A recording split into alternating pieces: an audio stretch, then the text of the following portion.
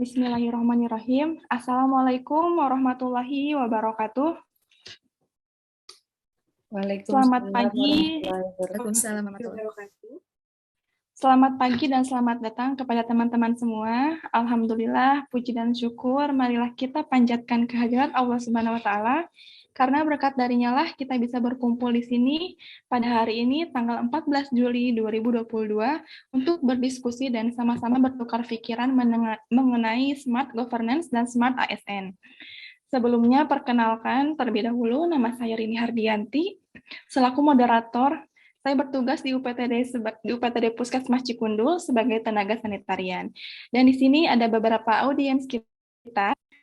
Saya perkenalkan dulu. Yang pertama ada Teh Syifa dari UPTD Puskesmas Nangleng sebagai sanitarian. Kemudian ada Teh Luciana bertugas di UPTD Puskesmas Cipelang sebagai perawat. Kemudian ada Teh Anissa bertugas di UPTD Puskesmas Sukakarya sebagai apoteker. Baik, sebelum kegiatan ini dimulai, alangkah baiknya kita sama-sama mengucapkan basmalah terlebih dahulu. Bismillahirrahmanirrahim. Sebelum ke tahap diskusi, izinkan saya menjelaskan sedikit tentang smart governance.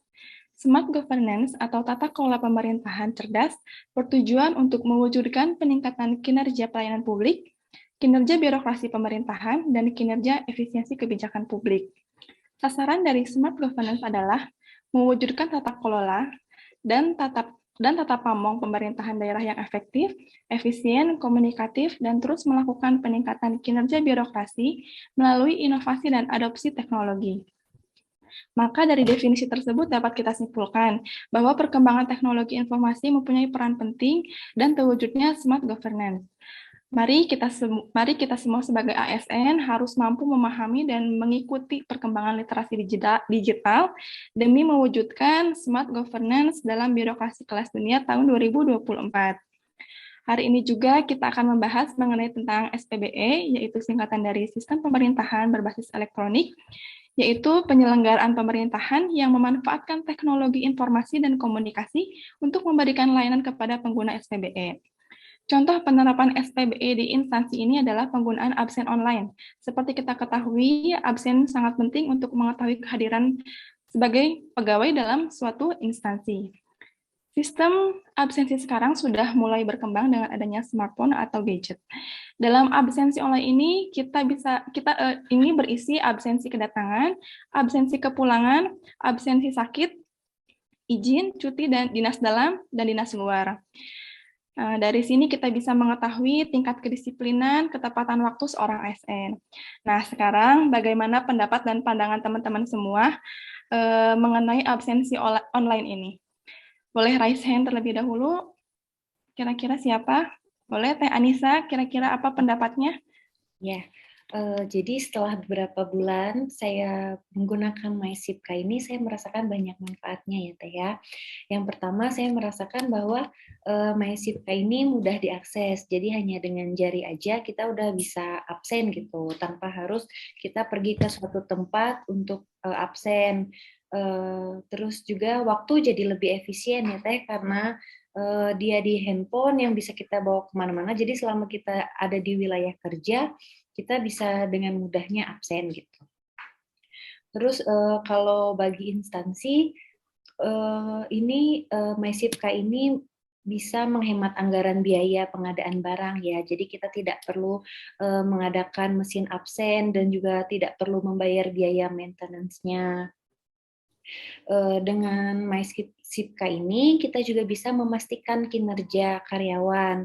Kita bisa melihat apakah karyawan itu datang tepat waktu atau tidak.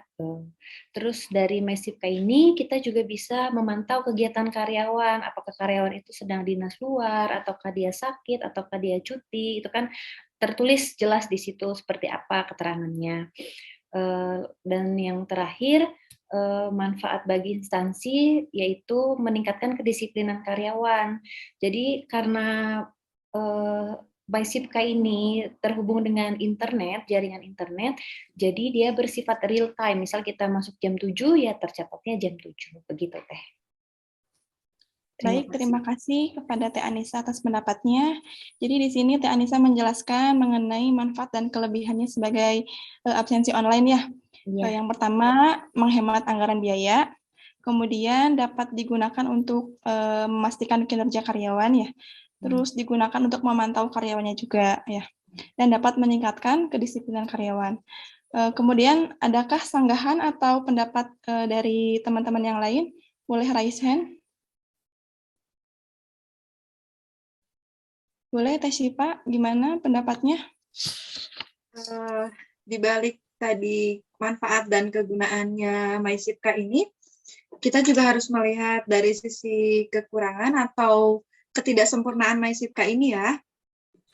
Yang pertama sih yang selama ini pernah saya rasakan memakai MySipka ini, sering sekali GPS-nya itu error, jaraknya itu bisa melebihi titik titik awal kita menggunakan aplikasi tersebut.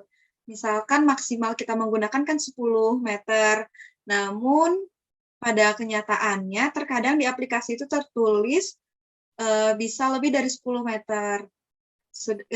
Jadi kita harus mengulang kembali, membuka kembali aplikasi tersebut sampai mendapatkan titik yang akurat kurang dari 10 meter. Terus kita juga udah beberapa kali bermasalah dengan sistem penyimpanannya ya. Ketika kita sudah menyimpan, memastikan itu tersimpan, tapi ketika kita membuka aplikasinya tersebut kembali, status tersimpannya tidak ada dan kita harus mengulang kembali. Terkadang kita juga mengetahui keadaan tersebut ketika sudah sampai rumah, itu kan sangat merugikan kita ya. Yang awalnya kita sudah tepat waktu, sudah melaksanakan kewajiban atau absennya di tempat bekerja kita, tapi nyatanya tidak tersimpan dengan baik di aplikasinya. Terlebih lagi, ada juga pengguna iPhone, contohnya tidak bisa menggunakan aplikasi MySipka tersebut, karena aplikasi MySipka tersebut hanya bisa diakses melalui Android aja. Jadi, beberapa teman-teman saya yang menggunakan iPhone, mereka harus mengeluarkan budget lebih untuk membeli smartphone kembali berbasis Android untuk hanya bisa absen di MySipka tersebut. Memang karena sudah kewajiban, tapi tetap sedikit memberatkan karena harus mengeluarkan budget lebih lagi. Terlebih satu lagi, kita kan selama ini selalu mengisi kinerja kita melalui aplikasi yang berbeda ya, di website tertentu. Nah, sedangkan di MySipka tersebut ada fitur kinerja, kenapa tidak diaktifkan?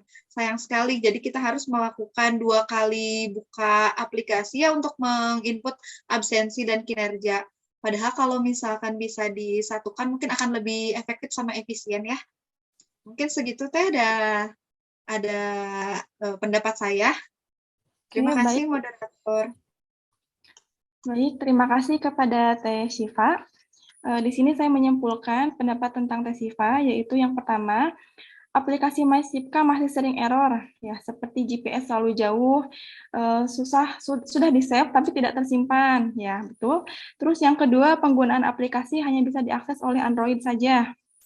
Kemudian yang ketiga, yaitu terdapat fitur kinerja, namun pengisiannya masih harus dilakukan di link berbeda.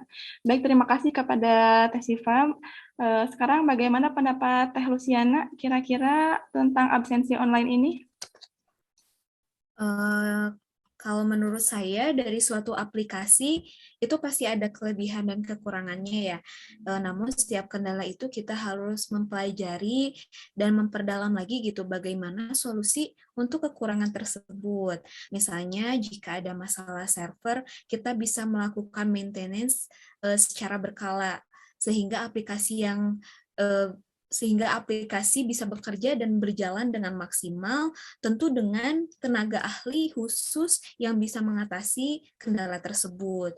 Juga untuk instansinya sendiri mungkin jika tersedia WiFi dan WiFi-nya terkendala, mungkin bisa routernya ditambah lagi dan harus stabil gitu, meningkatkan kecepatan akses internetnya. Terus jika semua masih terkendala, instansi mungkin bisa menyiapkan absen yang lainnya, bisa secara fingerprint atau manual seperti tanda tangan, agar kita selalu menerapkan nilai akuntabel, agar kita sebagai ASN bisa selalu disiplin dan bertanggung jawab, tidak menyalahi aturan yang berlaku, dan jika ada pegawai misalnya yang tidak memiliki smartphone, itu bisa mungkin dari instansi bisa dibantu dengan memberikan kredit tanpa bunga untuk pembelian smartphone tersebut.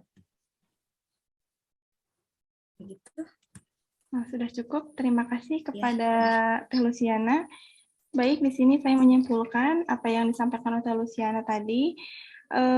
Yang pertama, solusinya ya, solusi dari kekurangan setelah tadi yang disampaikan oleh Teh Syifa, yaitu yang pertama, melakukan maintenance secara berkala dengan petugas ahli dan terlatih, kemudian menambah router Wi-Fi dan meningkatkan kecepatan akses Wi-Fi. Kemudian yang ketiga, membantu pegawai yang tidak mempunyai smartphone dengan cara memberikan kredit tanpa bunga. Baik, dari diskusi ini, yang namanya teknologi, seperti tadi Teh Luciana sampaikan, pasti selalu ada kelebihan dan kekurangannya. Harapannya, hasil dari diskusi ini, kita sebagai ASN dapat menjadi bahan inovasi untuk kedepannya agar kita bisa menjadikan ASN yang smart government, smart ASN ya, dan ASN yang berakhlak. Kemudian mudah-mudahan dari solusi ini kita bisa menjadikan bahan perbaikan untuk kedepannya. Mungkin sekian dari saya, atau ada tambahan dari teman-teman yang lain, atau sekiranya sudah cukup? Kira-kira sudah cukup? Baik, terima kasih. Mohon maaf bila ada kekurangan dari saya. Mudah-mudahan hasil diskusi ini bermanfaat untuk kedepannya. Terima kasih. Wabillahi taufiq wal hidayah. Wassalamualaikum warahmatullahi wabarakatuh. Waalaikumsalam warahmatullahi wabarakatuh.